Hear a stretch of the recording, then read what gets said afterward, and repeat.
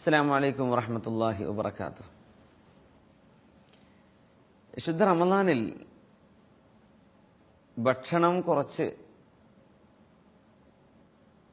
ജീവിത ചെലവുകൾ കുറച്ച്, ആത്മീയത വർദ്ധിപ്പിച്ച് അള്ളാഹുലേക്ക് അടുക്കേണ്ട ഒരു മാസമാണ്. പക്ഷെ നമ്മുടെ നാട്ടിലൊക്കെ കണ്ടുവരുന്ന ഒരു പ്രവണത, റമളാനിൽ ഏറ്റവും കൂടുതൽ ഭക്ഷണം കഴിക്കുന്ന ഒരു അവസ്ഥ, ഏറ്റവും കൂടുതൽ ഭക്ഷണം പാകം ചെയ്യപ്പെടുന്ന ഒരു അവസ്ഥ. റമളാനിൽ ചെലവ് വർദ്ധിക്കുകയാണ്. പ്രത്യേകിച്ച് പ്രവാസികളൊക്കെ നാട്ടിലേക്ക് പൈസ അയച്ചു കൊടുക്കുമ്പോൾ റമളാനിൽ പ്രത്യേകമായ ഒരു അലവൻസ്, ഒരു ഏറെ അയച്ചു കൊടുത്തേ പറ്റൂ. സത്യത്തിൽ നേരെ മറിച്ചാണ് വേണ്ടത്. നബി സല്ലല്ലാഹു അലൈഹി വസല്ലം തങ്ങൾ ഈ സമൂഹത്തിന്റെ ആരോഗ്യത്തിന്റെ രഹസ്യം പറഞ്ഞുകൊണ്ട് പറഞ്ഞൊരു വാക്കാണ്, നഹ്നു ഖൗമുൻ ലാ നഅകുലു ഹത്താ നജൂഅ. നാം മുസ്ലിമീങ്ങൾ എന്ന സമൂഹം എപ്പോഴാണോ വിശക്കുന്നത് അന്നേരം മാത്രം ഭക്ഷണം കഴിക്കുന്നവരാണ്. വഇദാ അഖൽന മാ ശബിഅന, നമ്മൾ ഭക്ഷണം കഴിച്ചു കഴിഞ്ഞാലോ വയറ് നിറയാൻ കാത്തിരിക്കുകയുമില്ല. രണ്ട് വിഷയം, നമ്മൾ വിശന്നാൽ മാത്രമേ കഴിക്കുള്ളൂ, പിന്നെ ഭക്ഷണം കഴിച്ച് വയറ് നിറയുന്ന അവസ്ഥ ഉണ്ടാവില്ല. വയറ് നിറയാതെ തന്നെ നമ്മൾ അതിൽ നിന്ന് എഴുന്നേൽക്കുന്നവരാണ്. ഈ രണ്ട് സ്വഭാവങ്ങൾ മുസ്ലിമീങ്ങളിൽ ഉള്ളതുകൊണ്ട് അവരിൽ ഏറ്റവും നല്ല ആരോഗ്യാവസ്ഥ ഉണ്ടായിരുന്നു മദീനയിലും അതിന്റെ പരിസര പ്രദേശത്തൊക്കെ. റമളാനിൽ നേരെ ചിത്രം മാറുകയാണ്. ഇഫ്താർ പാർട്ടികളും സഹരി പാർട്ടികളും രാത്രി മുഴുവൻ ഭക്ഷണം കഴിച്ചുകൊണ്ടിരിക്കുകയാണ്. എണ്ണ പലഹാരങ്ങളും നെയ്യും ശരീരത്തിന് ആവശ്യമില്ലാത്ത കൊഴുപ്പുകളൊക്കെ ഒരുപാട് നമ്മൾ കഴിച്ച് റമളാനിന്റെ ആ ലക്ഷീകരിക്കപ്പെട്ട വസ്തുതയിൽ നിന്ന് ഒരുപാട് നമ്മൾ അകന്നു പോവാണ്. റമളാൻ സ്പെഷ്യൽ ഫുഡുകളൊക്കെ TV ചാനലുകൾ തന്നെ സംപ്രേഷണം ചെയ്യാൻ തുടങ്ങുന്നു. റമളാൻ ഒരു ഭക്ഷണത്തിന്റെ കാലമാണോ എന്ന് തോന്നിപ്പോകുന്നു. സത്യത്തിൽ നേരെ മറിച്ചാണ്. നമ്മുടെ വീടുകളിൽ ഏറ്റവും ചെലവ് കുറയേണ്ട മാസം അതാണ്. നമ്മൾ ഭക്ഷണത്തിന്റെ അളവ് ഏറ്റവും കുറയേണ്ട മാസം അതാണ്. നമ്മളിനി ഇഫ്താർ പാർട്ടികൾ സംഘടിപ്പിച്ചാൽ പോലും ഇപ്പൊ റമളാനിലൊക്കെ ആരാണ് ഇത്രയും കൂടുതൽ വാരി വരിച്ച് തിന്നാൻ കഴിയുന്നത്? കഴിഞ്ഞാൽ തന്നെ പാടുള്ളതല്ലല്ലോ. അത് ആരോഗ്യത്തിന് തന്നെ ഹാനികരമാണ്. നമ്മൾ ഒരു ദിവസം മുഴുവൻ ഓൾമോസ്റ്റ് 10 to 12 hours നമ്മൾ ഫാസ്റ്റിംഗ് കഴിഞ്ഞതിന്റെ ശേഷം നമ്മൾ ഒരുമിച്ച് ഭക്ഷണം കഴിക്കുന്നത് എത്ര ഹാനികരമാണ് ശരീരത്തിന്.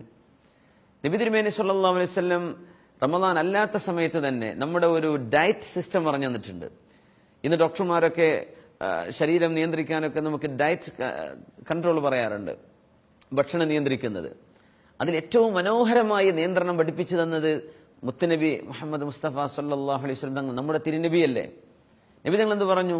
ബിഹസ്ബി ബിനി ആദം ലുഖൈമാതുൻ യുഖിംന സുൽബ. ആദം സന്തതിക്ക് എന്ന് പറഞ്ഞ മനുഷ്യന് അവന്റെ നട്ടെല്ല് നിവർത്തി നിർത്താൻ പറ്റുന്ന തരത്തിൽ ഒരൽപ്പം ഏതാനും ഉരുള ഭക്ഷണം മതി.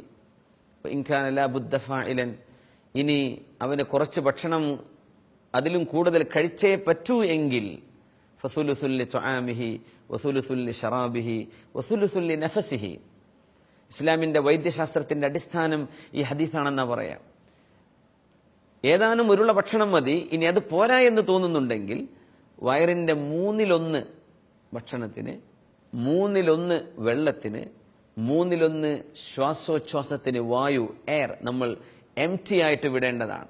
1/3 കഴിച്ചു, 1/3 വെള്ളത്തിന് നമ്മൾ ബാക്കി വെച്ചു, പിന്നെ 1/3 ശ്വാസത്തിന് ഓക്സിജൻ വേണം, ശ്വാസോച്ഛ്വാസം നടക്കണം, ശരീരത്തിന് കുറച്ചു ഭാഗം എംപ്റ്റി ആയി കിടക്കണം.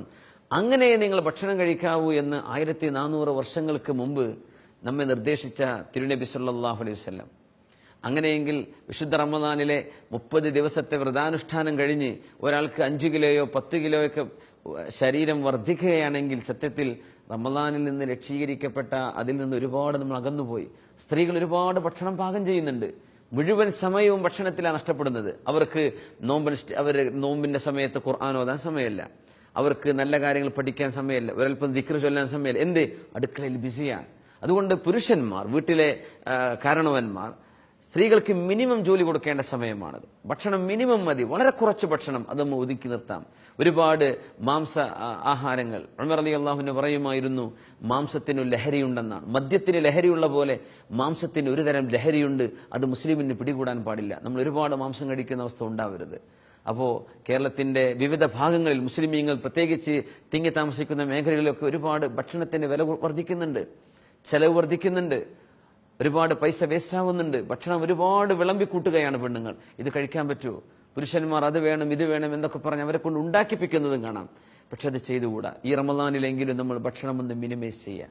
നമ്മുടെ അങ്ങാടി നിലവാരങ്ങളൊക്കെ ഒരുപക്ഷെ വിലക്കുറവുണ്ടാവാൻ ഇത് കാരണമായിരിക്കും. നമ്മളൊക്കെ എല്ലാ വീടുകളിലും ഭക്ഷണം ഒന്ന് നിയന്ത്രിച്ചു കഴിഞ്ഞാൽ നമ്മുടെ ഏറ്റവും നല്ല ആരോഗ്യാവസ്ഥ റമദാൻ കഴിഞ്ഞാലും റമദാനിന്റെ മുമ്പും നമ്മൾ വയറിന്റെ 1/3 ഭക്ഷണത്തിന്, 1/3 വെള്ളത്തിന്, 1/3 ശ്വാസോച്ഛ്വാസത്തിന്. നാം വിശക്കുമ്പോൾ മാത്രം ഭക്ഷണം കഴിക്കുന്നവരും ഭക്ഷണം കഴിച്ചാൽ വയറ് നിറക്കാത്തവരുമാണ്. ഈ ഹദീസ് നമ്മുടെ ജീവിതത്തിൽ എന്നും നമ്മൾ കൊണ്ടു നടന്നാൽ ഒരുപക്ഷെ ആരോഗ്യകരമായ നമ്മുടെ നിലനിൽപ്പിന് അത് തന്നെ ധാരാളമാണ്. അള്ളാഹു സഹായിക്കട്ടെ. വആഖിറു ദഅവാന അനിൽ ഹംദുലില്ലാഹി റബ്ബിൽ ആലമീൻ. അസ്സലാമു അലൈക്കും വറഹ്മത്തുള്ളാഹി വബറകാതുഹു.